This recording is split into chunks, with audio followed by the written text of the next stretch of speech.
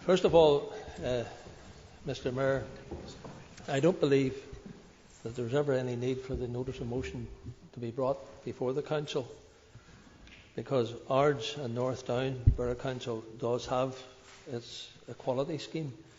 In fact, when I was Mayor of the first year of the Council, I signed off on that particular equality scheme.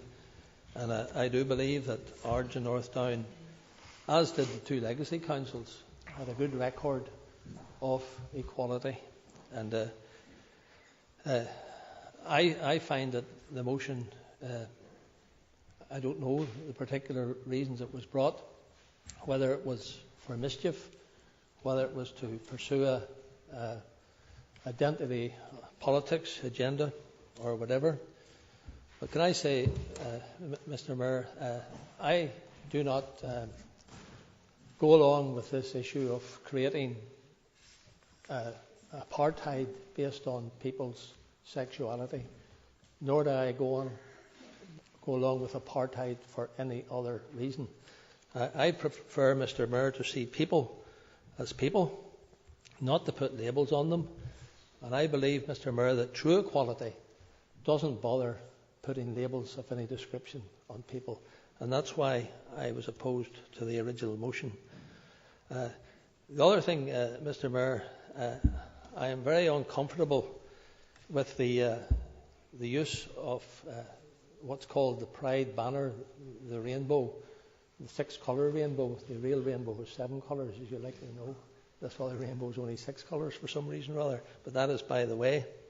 But I see the Pride banner as representing a campaign group, not simply a charity or like Remembrance Day, when all sorts of people took part in our war and we want to remember them. But the Pride banner, to my mind, Mr. Mayor, represents a campaign group. And it's totally wrong, in my view, that any council should carry the colours of a campaign group on its civic building.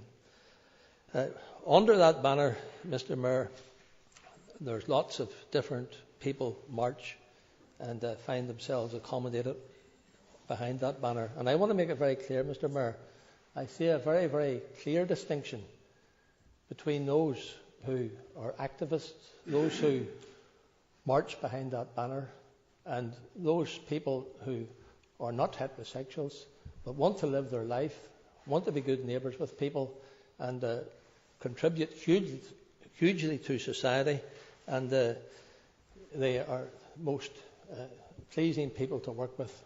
I'm making a clear distinction between those people and those who are involved in militant activism.